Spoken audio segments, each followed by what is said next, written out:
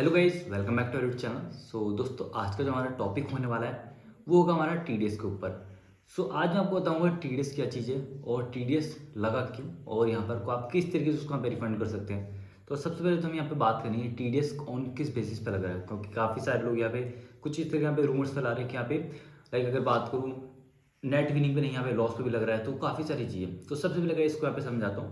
देखो टीडीएस क्या है, ये बस आपके ओनली प्रॉफिट पे लगेगा। और टीडीएस का एक बार यहाँ पे आप मतलब समझो, ये होता है टैक्स ऑन योर सोर्सेज। ठीक है, tax depend on your sources, tax depend of source मतलब कुछ भी आप समझ लो, इसकी यहाँ पे फुल फॉर्म होती है।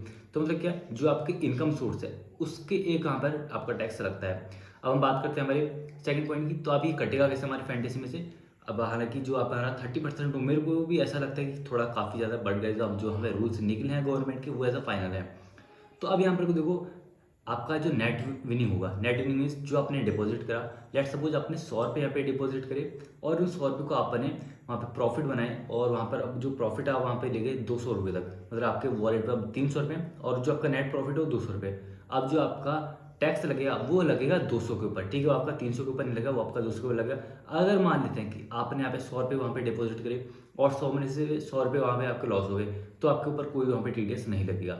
ठीक है, उसके बाद हम यहाँ से बात करते हैं हमारी जो, अभी मैं आपको एग्जांपल बताया। ठीक है, लेट्स सपोज यहाँ पे 200 का प्रॉफिट हुआ। ठीक है, वहाँ पे आपको मैंने बता दिया किस तरीके आपको वहाँ पे देना है।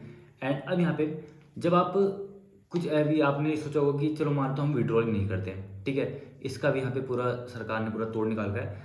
और अगर आप विड्रॉल नहीं करते पूरे साल, तब फाइनेंशियल ईयर खत्म होते ही जो आपका वॉलेट बैलेंस होगा उसमें से प्रॉफिट के हिसाब से आपके 30% ऑटोमेटिक वहाँ पे आपके डिडक्ट हो जाएगी। ठीक है, अब यहाँ से बात करते हैं। अब इमेजिन आप ये करो कि अप्रैल और मई में 1000 रुपये आपने प्रॉफिट किया। ठीक है, उसके बाद में जो आपका विड्रॉल लगाएगा वो 300 रुपये टीडीएस वहाँ पे लगा, सॉरी 3000 रुपये। ठीक है, 30% हो गया। अब जून जुलाई अगस्त एकदम आपके वहाँ पे बेकार गए। ठीक है, उसके बाद आपको 15,000 का वहाँ पे लॉस हो गया। तब अप्रैल से लेके अगस्त तक का आपका जो नेट 5,000 का जो लॉस है, ठीक है, उसमें से आपकी, जबकि आपने 10,000 के प्रॉफिट के हिसाब से विड्रॉ करने पर 3,000 टैक्स पे किया हुआ है, तो इस सीन में क्या होगा। ठीक है, अब इसका मैं आपको जवाब देता हूँ। तो काफ़ी सारे लोग ऐसे सवाल है। गाइज, अब यहाँ पर आप ये समझो, अगर आप फाइनेंशियल ईयर के एंड में लॉस में हो, ठीक है, जब आपने यहाँ पे अच्छा टाइम था तब तो गाइज वहाँ पे अपना टैक्स दिया। बट यहाँ पे आप जब एंड ऑफ द आता है तो अपने सीए के साथ में आप थोड़ा कंसल्ट करके, या फिर टैक्स एडवाइजर यहाँ पे बहुत सारे होते हैं। ठीक है, एट द एंड ऑफ अब आपको ईयर में मिल ही जाएंगे।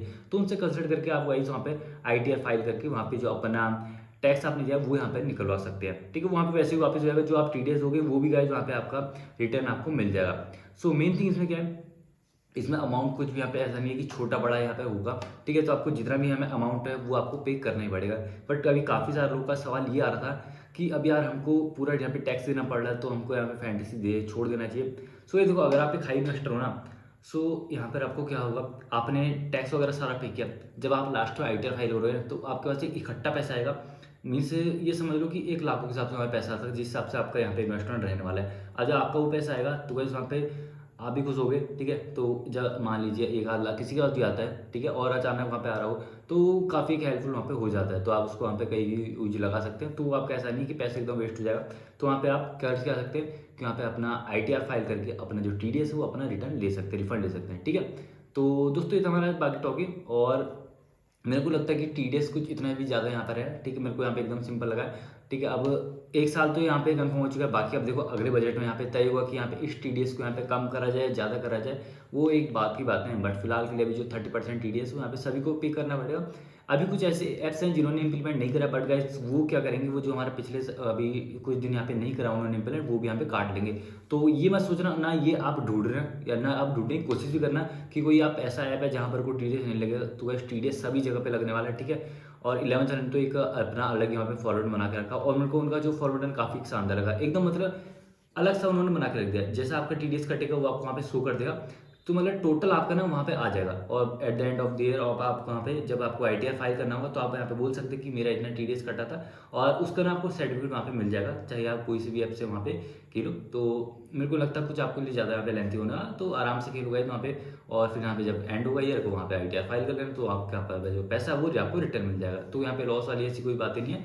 और अब यहाँ पे देखो एक चीज़ ये समझो, तो ये तो हमने बात करी बेसिक हमारी, टीडीएस क्या था, आईटीआर को क्या करना है क्या नहीं करना। अब फैंटेसी में कैसे आप बना सकते हो नेट प्रॉफिट। ठीक है, तो अब जो आपका मेन फोकस होना चाहिए ना, तो आपका होना चाहिए नेट विनिंग को आप जितना उसका मार्जिन आप बढ़ा सकते हैं ना, तो उतना आपका जैसे टीडीएस है वो आपको उतना कम देना पड़ेगा। मतलब कम क्या देना पड़ेगा, अब मानते हैं कि आपने वहाँ पे 1000 रुपये बनाए, ठीक है, आपको पता है 1000 में आपको 300 रुपये प्रॉफिट देना पड़ेगा। अब आप ये कोशिश करो कि जो मैंने नेट विनिंग करी थी ना उसको कम से कम मैं यहाँ पे 2000 कर लूँ, ठीक है। टीडीएस तो आपको फिर वहाँ पे 600 रुपये देना ही पड़ेगा, ठीक है, 2000 में। बट ये क्या है कि आपका जो प्रॉफिट है ना वो आपका थोड़ा सा और बढ़ जाएगा। तो इसलिए जो अपना प्रॉफिट है उसको बढ़ा के रखो, अपना जो डिपॉजिट है उसको सेम रखो, बट आपका जो नेट विनिंग है ना उसको गाइस वहाँ पे इंक्रीज करो। अब देखो आप उसके लिए दो ही चीज़ कर सकते हो, या तो आप 4 मेंबर खेलना चालू कर दो, या फिर रिस्क लिस्ट खेलना चालू कर दो, जहाँ पर आपका इन्वेस्टमेंट कम जाता है और जो विनिंग मार्जिन होता है वो एक थोड़ा सा ज़्यादा बढ़ जाता है। और दूसरा option mini grinding, mini grinding तो सेफ होती है, ठीक है। और फुटबॉल की अगर मैं बात करूँ तो यहाँ पे देखो 75 की यहाँ पे मिनी ग्राइंडिंग होती है, और वहाँ पर को 75 तो मतलब आ ही जाते हैं एक एवरेज टीम में। टीम हमारी अच्छी है तो वहाँ पे तो फिर आपको रैंक 1 पे 600 आए। तो इस तरीके से आपको थोड़ा सा ना अपनी जो नेट विनिंग है वो उस तरीके से आपको इंक्रीज करनी पड़ेगी। 75 अगर आपको 600 रुपये मिलने, फिर मेरे को लगता है कि अगर आपको टैक्स देना ही पड़े तो आपको कोई वहाँ पे इशू होना चाहिए, ठीक है। तो वही सारी चीज़ें, तो आपको थोड़ा सा ना अब एक टैक्टिकल यहाँ पे मूव करने पड़ेंगे, और यहाँ पे थोड़ी सी प्लानिंग के साथ आपको लेना पड़ेगा। अब अगर आज 4 नंबर ही खेलते हो तो पता है क्या आप लोग क्या करते हैं, 3 मैच आपके लॉस हो गए तो आप सोचते हो कि यार अब यहाँ पे 4 नंबर बेकार जा रहा है। गाइस देखो 4 नंबर का फायदा क्या, आप 10 मैच खेल लो उसमें से आपके 3 मैच विन हो गए ना, तो आपका इन्वेस्टमेंट वापस आता है, चौथे मैच में आपको वहाँ पे आप प्रॉफिट पे आ जाओगे। तो इसलिए कहता हूँ वहाँ पे 4 नंबर अगर वहाँ पे प्रॉपर खेलो। अगर आपने देखा होगा आईपीएल के सीजन में, तो मैंने आपको बोला था आईपीएल में थोड़ा 4 नंबर आप फोकस कर लेना, ठीक है। तो दोस्तों ये था हमारा आज का वीडियो। अगर आपको बाकी कोई ऐसे क्वेश्चन लगते हैं, क्वेरी लगती है, तो आप वहाँ पे कमेंट बॉक्स में कमेंट कर सकते हैं। बाकी आपको फिर मैं कोशिश करूँगा हमारे जो अगला वीडियो होगा उसमें सारी क्लियर करने की। Thank you guys, best of luck for your